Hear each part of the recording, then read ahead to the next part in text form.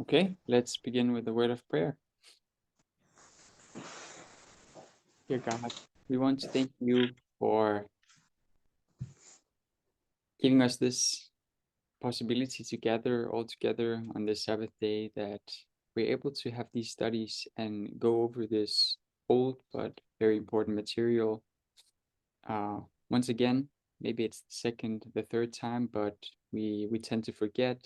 There's a lot of information, and we're grateful that we're able to go over these studies together, to discuss them together, to refresh our memories and refresh the important points in them, because many of them, as we come to understand and see when we go over the old material, is still very much relevant today. And it's also important to understand the foundation for where we are today, which can be found in these presentations amongst many others. Thank you for this nice day today. Thank you for our little group that we're able to come together and present. And we pray for a special blessing today. Please be with me as I present. Help me to articulate my thoughts clearly and in an understandable way. Please be with the hearers, so we may each hear what is important for us and where we are lacking in information or understanding. And yeah, please watch over the technical setup so there won't be any major interruptions and distractions.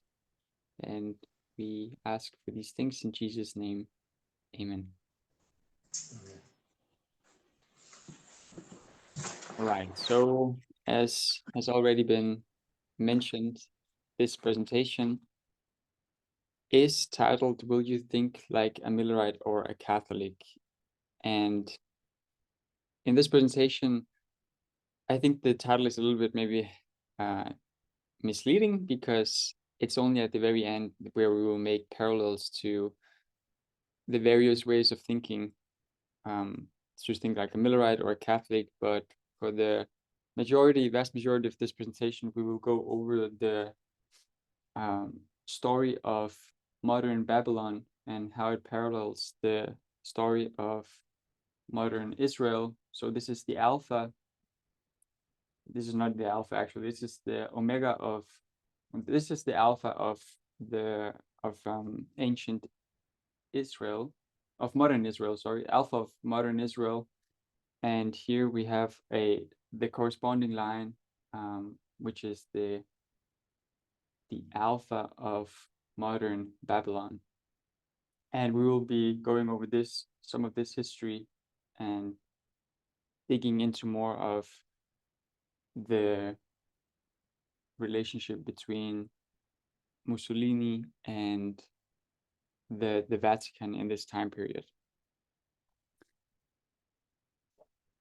So we have already drawn these two lines, alpha of Israel and the alpha of modern Babylon, and we have noted down the important corresponding events. And as we know, we can see that there are periods of scattering and gathering, scattering, gathering, scattering, and we can see the exact parallel just 100 years later in the alpha of modern Babylon.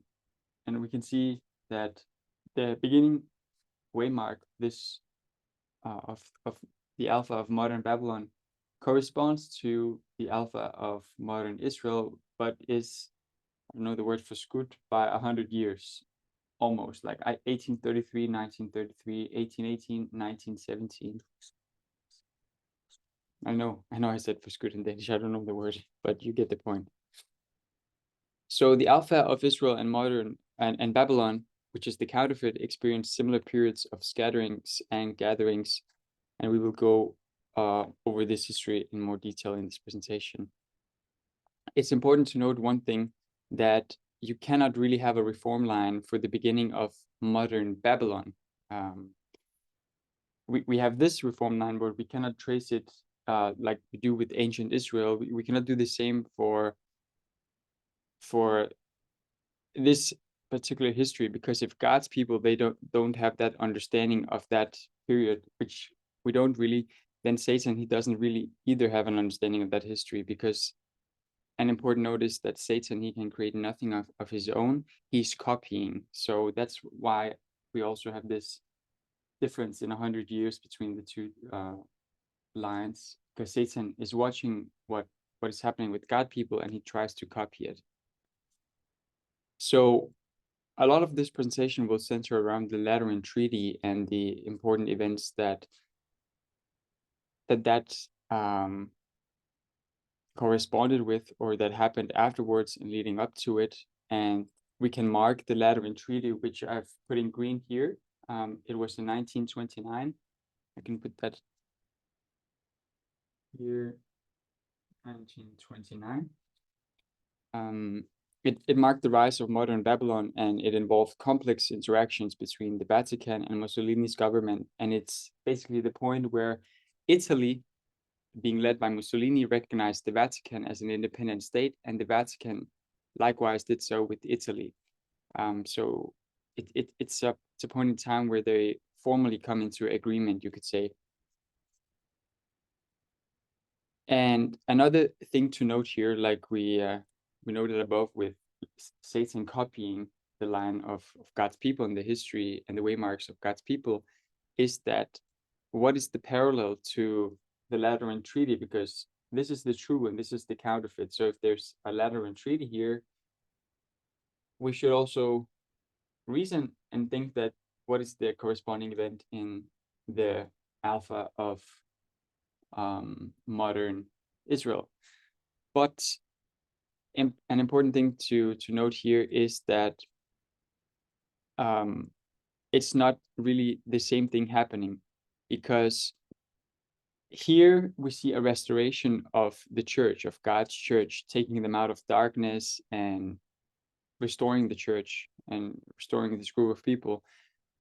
Here in the counterfeit, it's really Satan restoring a church-state relationship. So here it's God restoring a church. Here it's Satan trying to restore a church-state relationship, and that's not the same thing.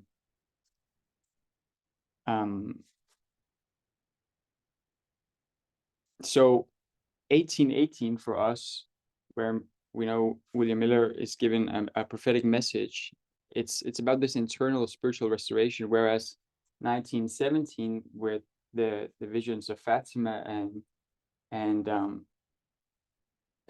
Eugenio Pacelli becoming a bishop, it's a little bit more complicated history. Miller, he doesn't have to work with earthly governments to make them to go along in this spiritual restoration, but Satan, he has. And that's what I want you to know. It's two different things, and there isn't a corresponding event here to the Lateran Treaty. At least at the time of this presentation, it's not known, but it's not known, but maybe there isn't one. I'm just saying that I think there always should be a corresponding event, but it's just important to note that these two lines are similar, but they are different. They're not the same. So we cannot just say, well, Lateran Treaty here, or a similar event. So keep that in mind. So another point is that the Millerites, they only predicted 1840, and the only sign of the end of the world for them was in 1833 with the falling of the stars.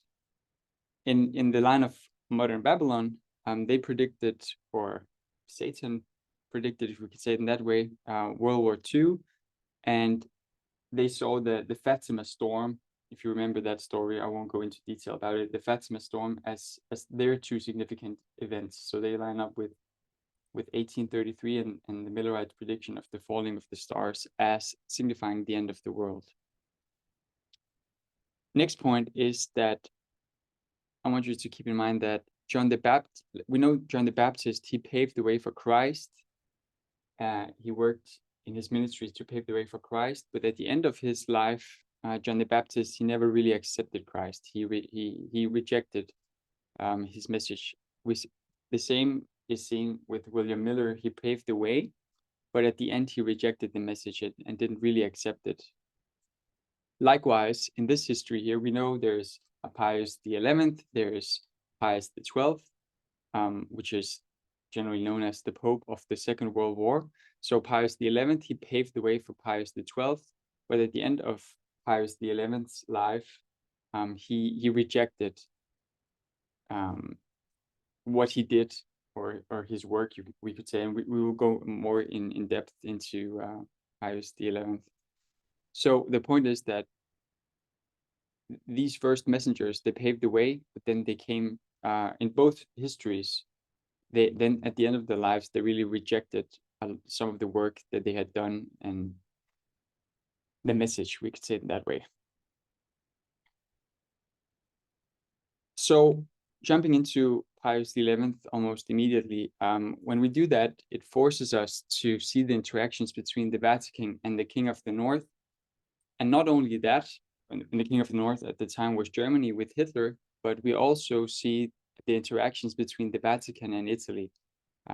Pius XI was Italian, and he was based in Italy, and a lot of important work at the time was going on in Italy with Mussolini as well. So when we bring in Pius XI, we not only look at the Vatican and Germany, but now we look at the Vatican and Italy as well.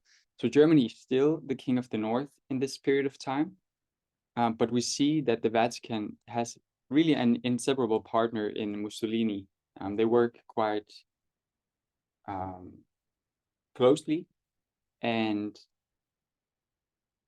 a part of that is because the Vatican also has a nationalistic agenda like Mussolini he had. So when we look at our own history of success, we can draw a parallel, and we can see that Russia, or Putin, he's the king of the South, but we know that Putin, he has allies like China, where they have each other's back, we could say. So we have Hitler, we have Mussolini, and he has a partnership with Hitler, and in today's political landscape, we see Russia, which have a partner with China. This isn't really the focus of this presentation, but it's just important to note that if we want to maybe learn more about the Russia-China relationship, we should look on the model of Hitler and Mussolini. So this is just like a way of how to approach China in today's prophetic landscape.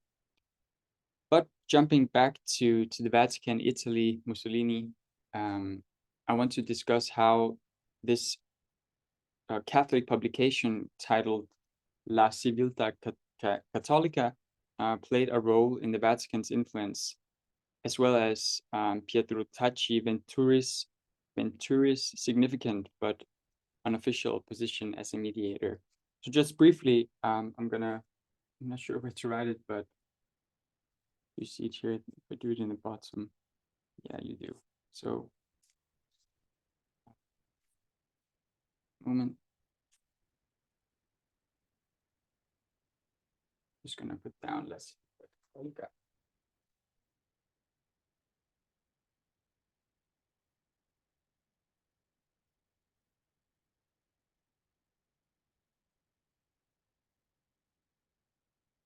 Just to give some context, this is a prominent Italian Jesuit periodical that has been published in Rome since 1850.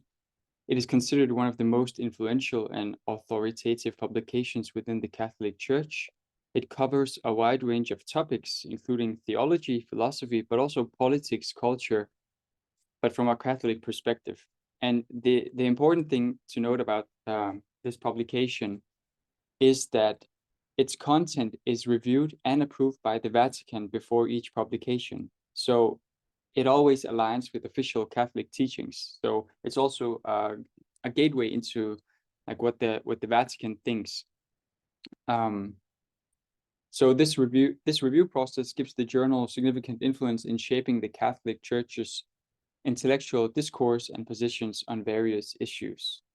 And over the years, 𝗂𝗶𝗶𝗃𝗃 has played a role in articulating and defending Catholic doctrine, addressing contemporary social and political issues, and engaging with modern thought. It has been read by both Catholic clergy and lay people, and has contributed in shaping Catholic perspectives on a wide range of topics. And I want to read a quote from this publication. no Italian government, and perhaps no government in the world, could have done so much in favor of the Catholic religion in a single year than Mussolini. So I'm just going to abbreviate it LCC. So hope you can see. Let me see if you can see it. Yeah, here. 1, LCC. And 2, we're gonna write 𝗂𝗶𝗱𝗲𝗏. 𝗂𝗶𝗴𝗂𝗏. And if you don't remember him, he's Pius the he becomes Pius the 11th. Pius the 11th. So there's in this time period of 𝗂𝗶𝗱𝗲𝗏, there is the first formal meeting between Mussolini and the Catholic leadership, but it doesn't go directly through Pius the 11th or 𝗂𝗶𝗱𝗏. It goes through a special mediator, and his name is 𝘃𝗶𝗱𝗲𝗏𝗵 Venturi. So if we put him here, number 3, we're just gonna write Venturi. I think I'm going to delete this Zevende-dags Catholica, even though we're gonna return to it multiple times. So we have the Catholic Church. On one side we have Mussolini.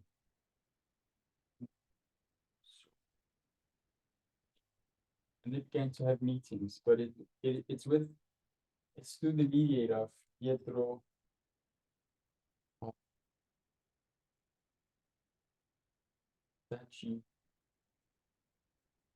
Venturi. And he becomes quite close, we could say, with Mussolini. Can I get you to get my charger?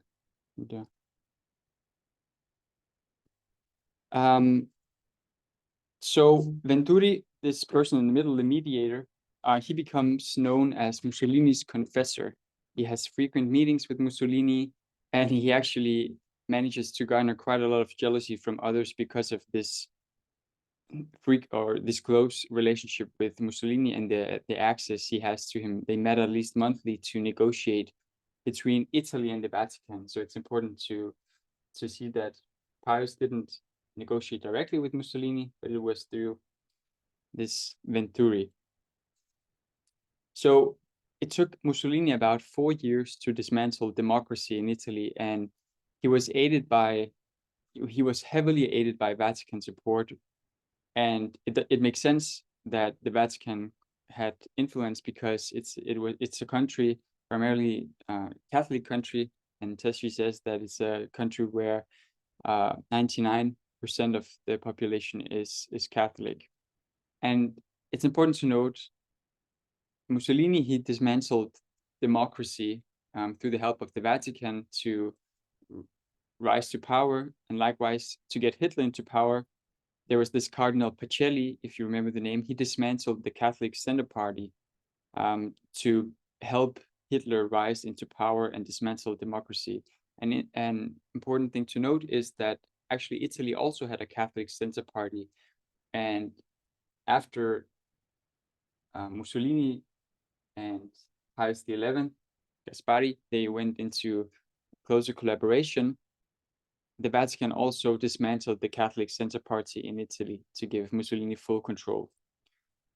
But our focus right now is going to be on compromises on the church state and on racism. So let's look at how the Vatican advocated for measures against Jews and Masons, and how we can see a troubling reflecting mindset also in today's world, in Adventism even. So this is from, I just have to put in my charger, 1 second. But we're going to read a quote from Pietro Venturi's interaction with Mussolini in 1926.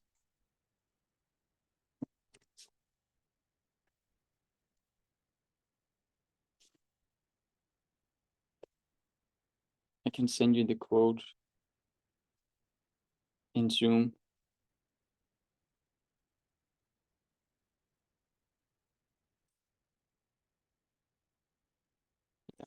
So I've sent the quote. So in a document drafted in the summer of 1926, 𝘃𝗶𝗃𝗲𝗃𝗃𝗃𝗃 identified the worldwide Jewish Masonic plutocracy as the greatest enemy the church faced. He called for strong government measures, including a special secret police to monitor Italy's Jewish bankers. The government should also abolish the stock exchange, which he dubbed the most potent means of the occult empire. And because the world's press was almost entirely in the hands of the Jews and the Masons, governments needed to limit freedom of the press in all matters dealing with business and finance. They had to recognize that the Jewish Masonic plutocracy lay at the root of all the world's economic and political problems. So the point is that the Vatican is telling Mussolini what to do with the Jews problem, or first of all, identifying the Jews as being a problem in 1926, but also what to do with it. And this has quite some parallels to a prominent person in Adventism today, Walter Faith, and his deep state theology, if we can call it that, and the roots of his mindset. So Walter Faith, he probably doesn't think he's racist when he talks about the Rothschilds and when he talks about the ancient Jewish bankers. He doesn't mention that they're Jewish, but he talks about like this banking system and the Rothschilds, and the implication is that they're Jews. He implies that they are all background friends with the Vatican. And what Walter Faith, he really does is he repeats century-old Vatican propaganda. He just removed the word Jews because he cannot really talk about how they're Jewish. It's politically incorrect today, but his message hasn't changed, however. It's the same century-old Vatican propaganda that we see Pietro Venturi say in his interaction with Mussolini. And remember, he's speaking on behalf of the Vatican and of the Pope. So I just want you to note that it's the exact same thing that Walter Faith is doing in his series, in his videos, just in a more politically correct way. Another parallel to how this is done is 𝘃𝗶𝗃𝗃𝗃 gives the example of a brand called Weight Watchers. So if I just put it here, they changed their name to WW instead of Weight Watchers. And they say that it stands for wellness that works. But the brand is exactly the same. They sell exactly the same message and the exact same product, but they changed their branding into a more suitable form in today's society, not Weight Watchers, because it's become politically incorrect and not the right thing to say. So it's now wellness that works, but it's the exact same content, nothing changed. A little side story, if we're going back to Pietro 𝘃𝗶𝗃𝗃𝗃 trying to identify Jews as the problem to Mussolini, is that there was a stabbing attempt at Pietro 𝘃𝗃𝗃𝗃𝗃 at this time. He survived it, and again, he blamed the international enemies of Mussolini, which you could also group the Jews in there. But it's just a little side note, because this person, it was a young man who attacked him, and it was a personal attack, and this is probably where you can already begin to see the Catholic issues with sexual abuse. I believe it was a young man attacking him personally because of some sexual abuse. Going back to the Lateran Treaty in 1929. So this was in 1923. This quote was in 1926. So 3 years later, the signing of the Lateran Treaty, this official agreement between the Vatican and the state of Italy to recognize each other. I'm going to read a quote. I'm going to quickly share it in the group as well, so you can read along. Having disposed of the prejudices of liberalism, Viducci explained, the fascist regime has repudiated the principle of separation of church and state. His government had worked hard to restore the character of being a Catholic state and a Catholic nation. And I'm just quickly going to share my screen. There's some images from this that I'm sure you remember. where we have Mussolini and we have Cardinal Gaspari, or Pope Pius XI, where they sit at the front and show that their union, you could say, or their recognition after the Lateran Treaty. There's also this famous photo from the New York Times illustrating the same. And also here, where they're standing at the very front.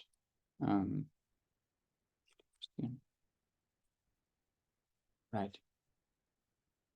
So I just wanted to share those images too. I'm sure you remember them, but to show the kind of the political significance also and the closeness of Mussolini and the Vatican. I'm gonna stop the screen share right now.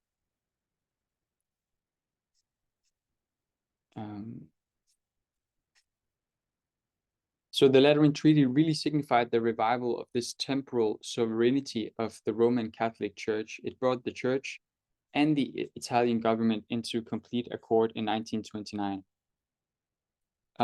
So despite, of course, they had some differences, but despite this, Mussolini and the Pope, they collaborated due to shared interest in countering threats, such as, from the Catholic side, Protestant proselytizing and the spread of communism, which was more in the. It was also a big threat of the Catholic Church, but it was also well, both of them are shared threats, but we could say that Protestant proselytizing is more from a threat for the Catholics, and the spread of communism. It's also for the Catholics, but it's more also for the state. And we spent quite a lot of time in our little group to looking at the document How the Constitution Became Christian, where we see church and state coming together to counter this group threat. We see the same here with the Vatican concern. So in 1888, I'm sure you remember, I don't think I'm going to draw it because of lack of space. Maybe just to illustrate it, in 1888, we just put it, we don't have 1888 here.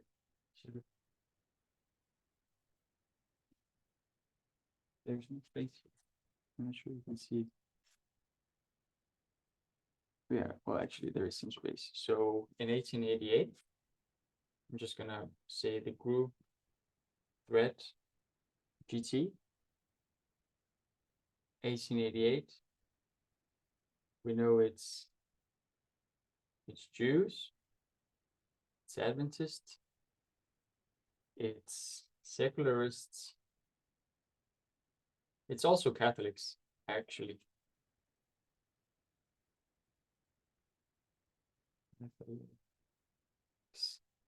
Right.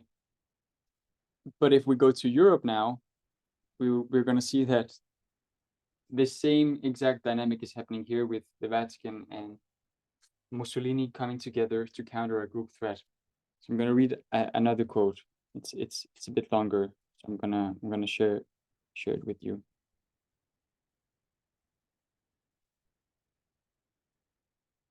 Where we're gonna see this group threat exemplified. Yeah. So if you want to read along. After a minimum of pleasantries, Pius brought up the subject he thought most pressing: Protestant proselytizing. He told the surprised Mussolini, who was not expecting this to be at the top of the agenda for the meeting, it is making progress in almost all of Italy's dioceses, as shown in the study that I had the bishops do. The Protestants are becoming even bolder, and they speak of missions they want to organize in Italy.